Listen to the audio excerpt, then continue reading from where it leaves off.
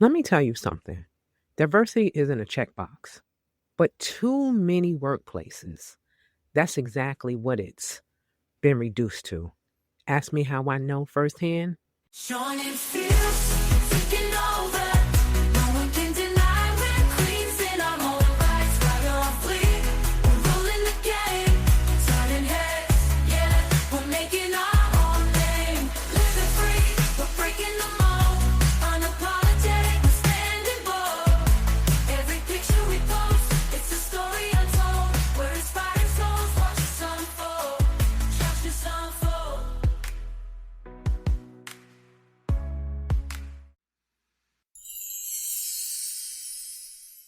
Hey, ladies, welcome back to Rooted in Your Confidence. I am Samantha K. Harris, the brag bag strategist. Last episode, I talked about the brag bag, why it's your personal vault of value, and how it can shift the way you show up today.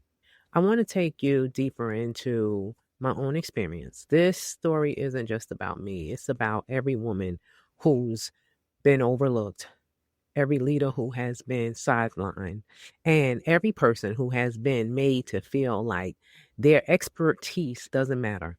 It's about what happens when politics, optics, and checkbox diversity collide. And it's about how we hold on to our power when that happens. I think I told you last time that I had surgery, and one of my direct reports was promoted to a new position. So I had a vacancy in my unit. Yay for promotions, yay for everyone elevating. I was out 3.5 weeks, and during the time that I was out, the job was posted. It was posted inside and out. So during that time, this position was posted, it closed. But before the interviewing process started, I was back. And no one even mentioned to me that they were about to start doing the interviews. I believe I told you this. Now, I learned some things, just to let you know, because I had to address the fact that they weren't allowing me to interview the person who was going to work for me. They had went to 2 different departments and pulled 2 different men. Yeah, that's what they did. They pulled men from different departments thinking that was okay and that would fly. But it wasn't okay. I couldn't understand for the life of me why it was happening, why the person in charge did not allow me to see the list of humans that were applying for this position. So one of the persons was replaced by the person that should have been there, me. As I think about it now, my stomach is still in a knot. And you're talking about, to be very honest, ladies, I had a headache for the past 2 weeks. And I try very hard to center and breathe through everything. And I had to come up with techniques to really release some of the stress because it felt like I was fighting. And in that fight, that is exhausting. It's stressful. And women already suffer from different heart diseases because of stress. So this wasn't working for me. But my email that I send out weekly, I'll drop the breathing technique inside of there, which really helped a lot in understanding me and my body, meaning I had to step out, get to a higher place than what was going on inside the environment I was working. So I had to go outside, walk over the bridge so that I could breathe, so I could really allow myself to release the stress of what was happening in an environment that I know wasn't made with me in mind, even though I show up every day, even though I give everything that I have. They still did not have the respect for me. And I know for a fact that was one of the reasons I was so upset, and that the person in charge let someone with less experience, less knowledge, who isn't capable of tying his shoes. That's rude, I know, but that's how I feel right now. Make a decision for my unit that was unfair. And I'm going to keep going, and I'm going to leave that right there for right now, to be honest. And being part of the interview panel is very important because you sign an NDA. You have to be very careful with who you allow, and you have to make sure you trust. Normally, I'm allowed to pick the people that are going to be on the panel with me. No, I was the one that was chosen, after by everyone else. They set it all up without me and then included me only because I spoke up. So that was the key, everyone. Me speaking up, because I could have let it go past, go over, but me standing in my integrity would not allow me to say nothing because it was wrong. And let me tell you the biggest gaslighting bullshit of it all. When I asked, hey, how you not going to pick me to be on my own panel? How you not going to say anything to me? I was told they were looking out for me. They were doing this for me because I had just come back and they didn't want to overwhelm me. Who do they think they are? That's the first thing. To decide if I'm overwhelmed or not. If my doctor clears me and medical department clears me, who are you to decide anything about my medical decision? You are not a medical professional, nor should you assume anything about me. So they were gaslighting me because they knew what they were doing was wrong. And that was the setup. It was the setup for the bullshit to come. Just to let you know, it was the bullshit. But because I pushed back, no, absolutely not. I'm fine. And I said exactly what I said to you. My doctor cleared me, medical cleared me. And this is why. And then I had another person that I report to say, hey, well, Samantha, they didn't know when you were coming back to work. They don't know. It's none of their business. But let me tell you the thing, ladies, they call me for less. It wasn't a day while I was out sick that they didn't call me about something. So what made this even more insulting was the fact that they call me for less, but for this, something as important as hiring somebody that has to work for me, with me, they didn't think that was important. I just want to say that. Do you see the gaslighting that's happening? And they want you to say, okay, and be so grateful to them for looking out for me when they did not have me in mind at all. And I want you always to be mindful of, don't just take what people say as if they're doing something for you when they're not. They're wanting to persuade you to do what they want and then make you feel like you owe them and must be grateful for what they're doing for you, when actually they're doing all hurt and harm to you. Can you imagine being cleared, but someone else still decides for you? How many times in life women have decisions have been made for us? As children, of course, but as you get older and start to interact and seek people for who they are, people have a tendency to feel that we don't know what we want. And if we're not sure of ourselves, if we're not believing in ourselves, if we're not showing up confidently, people are always going to feel that it's okay for them to make decisions for us. But I want you to know, with your brag bag in place, you can always lean into it. You can always own the fact that you are capable, you are able. Because when you have a brag bag, it enables you to stand in your truth. That means that you know who you are, you know what you want, and you believe in your self. When I first came back, they had chosen a panel. They put 2 men on the panel that had no clue, and they put a manager on there. The manager is a new manager that just started. She happened to be black and a woman, but her expertise is not in that field. Because managers are put on interview panels to keep it fair. Instead of me, they check their 2 boxes by having a black woman, and then they can say they met their quota. But what they were doing was stacking everything up for whatever direction they were attempting to take this panel. Because you had 2 men from 2 different departments that knew nothing about the job. One does have knowledge of it, but it's not his department. He shouldn't have been on there. You put this woman in a position which is unfair to make a decision about hiring someone not knowledgeable about the position or what it really takes to be there. When you're hiring someone, in my opinion, they should have expertise in something dealing with the job. The person, hence, let me slow it down because I was about to tell y'all an ending before we got there. I would not. Just hold on. Just hold on. We're back at the point where I am now on the panel and I've straightened everything out. I'm still angry, but I'm okay. I was angry because of the audacity of them to gaslight me. Let me say this, and when diversity is reduced to optics, everyone loses. I want you to know that. The person that they decided to sit in my place would have made a decision by what the people on the outside of her said, not about anything else. So what would that have made her look like? That she's incompetent, that she didn't know, or that she could be persuaded. That is the unfairness in all of this. So they set women up for failure sometimes, but not on my watch. Not on my watch. It didn't even just stop there, to be honest. Not one black man was allowed to interview for this role. Not one. Women were included. One Hispanic candidate was included, but every single black man was excluded and said he did not qualify. But the most unqualified man, who has never led a team, who's never worked in the department, has never done any of the important things that we do in this unit, was allowed to interview.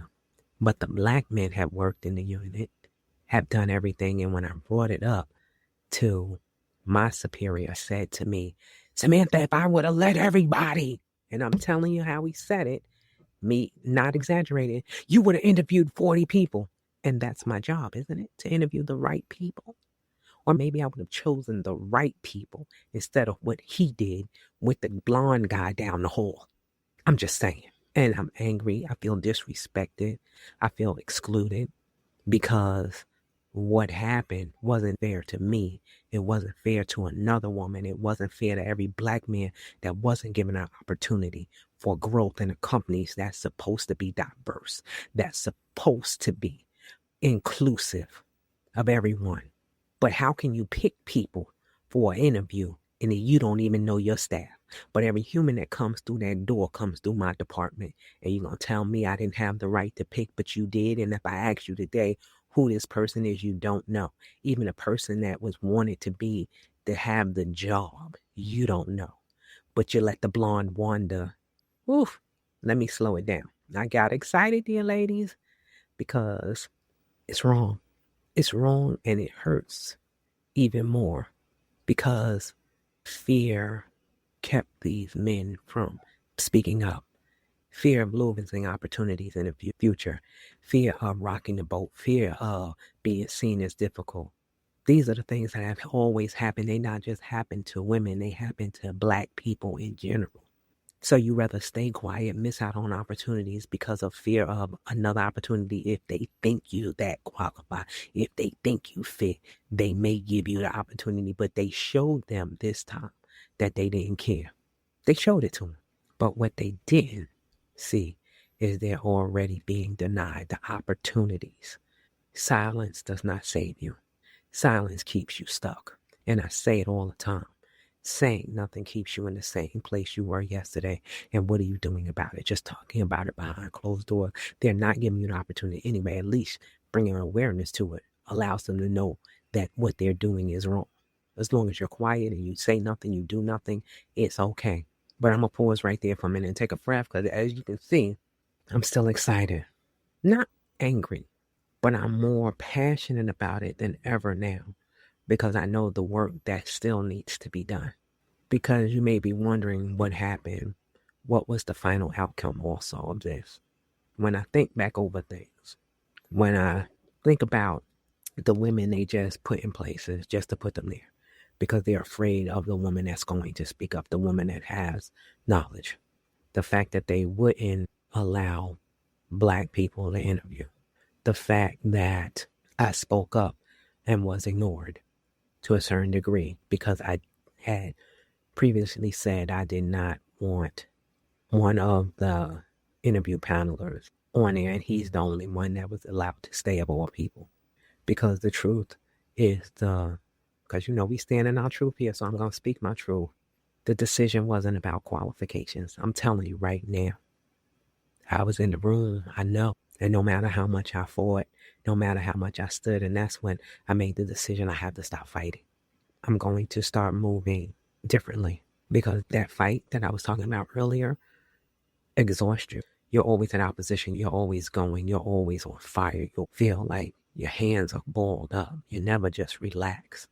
So I'm starting to move in rhythm with, meaning that I'm not fighting, I'm standing. I'm no longer fighting, I'm leaning in or I'm leaning back.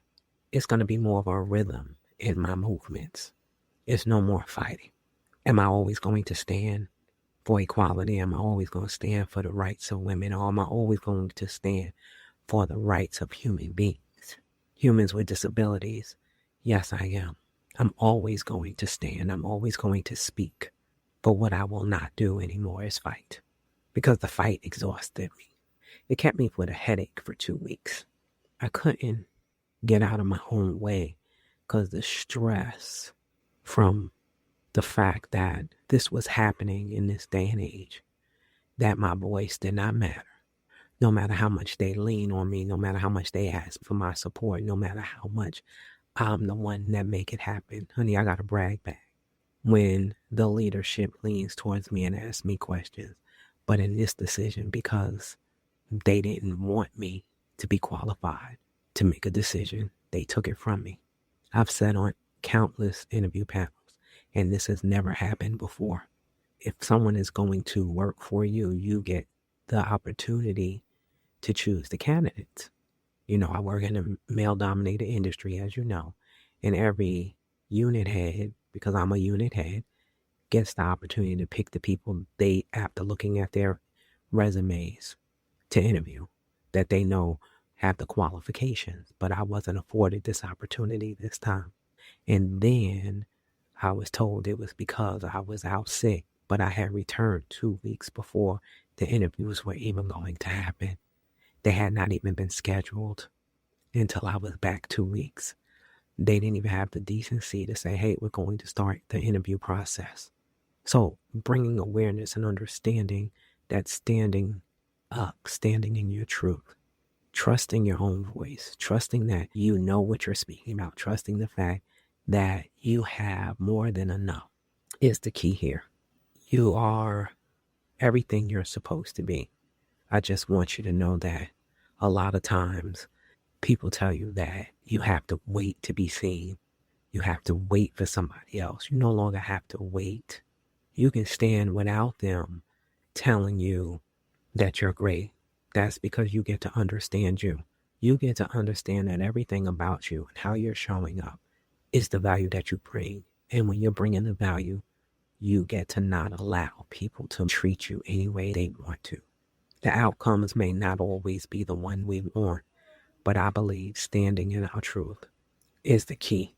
Standing in belief that we already know that what we're doing is the right thing, that it's not the wrong thing, that we bring more, we do more than just check boxes. Those may, in other people's eyes, may be our qualifiers, but my qualifier is much, much more, and it's greater than they define it. So that means I'm defining who I am, what I want, and how I go after it. It doesn't matter what they think, is how I feel about myself. That's when the change comes. That's when the shift comes. That's when I can say, no matter what the outcome is, I stood in my truth and trusting my own voice to be the right thing for all outcomes, because I'm just not saying something to say it. I'm saying it more because qualified people get overlooked. The panels get stacked. Diversity becomes performance instead of a practice. So me standing in truth and trusting myself allows me to speak up, even if they think I'm too emotional. That's their business, not mine. It means that I'm passionate, and I believe in being passionate about doing the right thing. This was so much bigger than just those check boxes. People are so afraid of retaliation that they stay quiet. This wasn't the first time, to be honest, that this happened where they didn't allow any black men. Work in a male-dominated industry. So, yes, I stand for women at all times. But I also want you to know that I recognize the injustice that happens to black men. Like, where in your career, as a black human, as a woman, have you been excluded from decisions? That's what I want to know. Because it happens every day. And what do you do about it? When you feel that you're just a checkbox, what do you do? These are the things that I want you to start asking yourself, because that's when the change happens. That's when we get to change how we show up as human beings. This was very personal. I didn't even realize how personal this was. I knew it was personal, but here's the truth. The decision that were being made wasn't about qualifications in this day and age that we live in. And we talk about it, people try to skirt over it. So you don't talk about it because people don't want to be uncomfortable, but they don't mind the people that aren't getting opportunities to be uncomfortable. It wasn't just about the fact that they ignored me, my position, my value, and ignored policy and procedures. It was also about the fact of how people are still disregarded and disrespected. It wasn't about who was the most skilled or who could do the best job. It was all about politics. That's all it was. I'm telling you, it was about politics. It was about optics, how people saw it and what they wanted. It was about who had access to power behind closed doors. I'm just telling you, God's honest truth. It was about the blatant disrespect from. But they all come and need something and want me to stand for anything that's happening to them. So now I have to figure out how I want to move going forward, because I know if it had been someone else, meaning a man in my position with a different face, with a different voice, that had different body parts, different gender, the process would have looked very different. I have to allow that to sit on my heart right now. And because I don't want to ever not feel what I'm feeling. And to be very honest, right this second, sadness ran over me. It ran not through me, and I'm still going to sit in it. It's deeper than the sadness that I feel for not just what happened in the moment, but what's going to happen in the future. As long as we still allow this to happen. This is what I have to tell myself.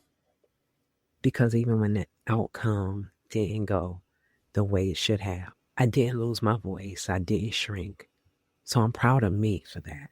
I'm so proud of me for standing in my truth and using my voice. And that's the part that no one can take away from me. No one. Because the brag bag isn't just about proving yourself to others, about proving to yourself over and over again. And that's what I did. I proved to myself that I'm valuable. That not just that I'm valuable, the fact that because I was born into this world, I was worthy.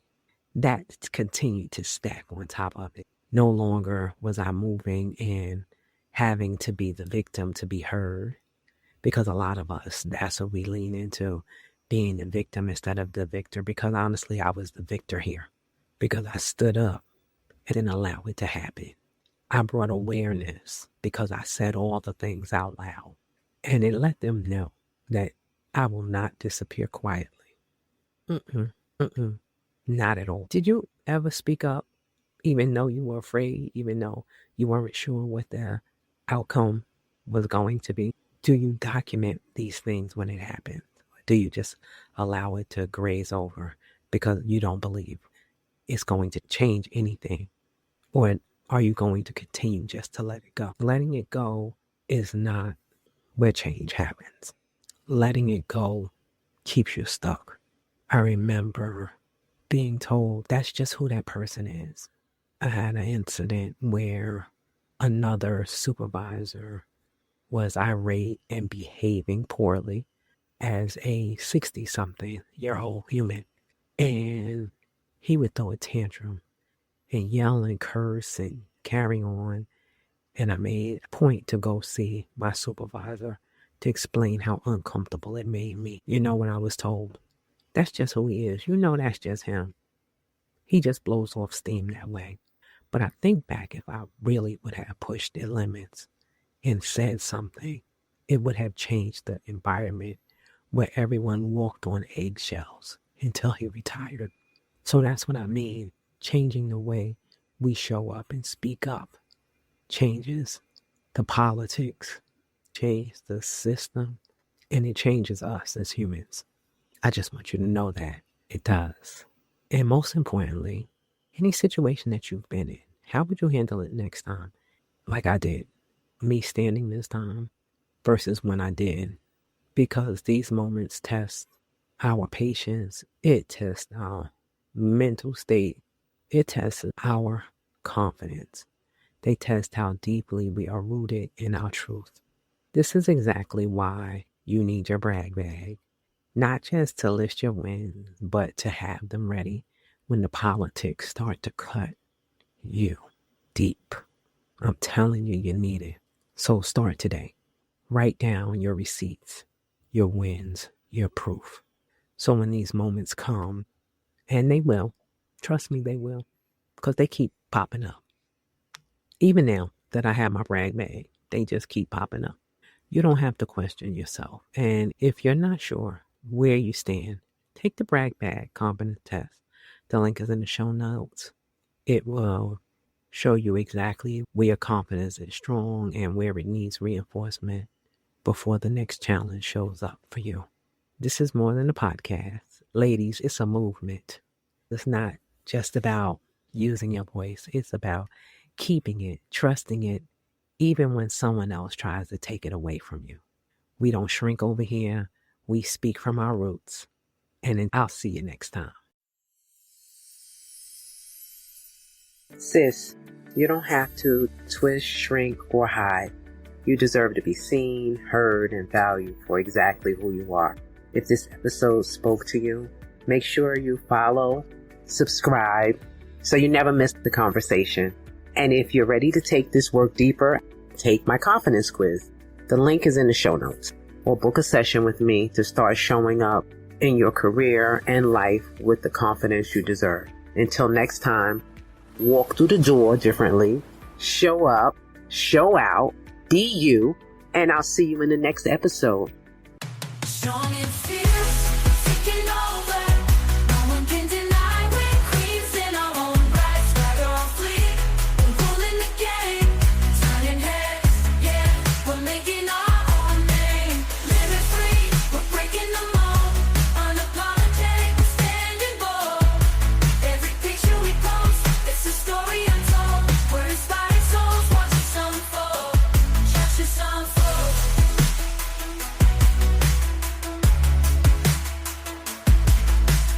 Capture the moment, hold it tight. Every click, every flash, we're shining so bright. Through the lens, we're showing who we truly are.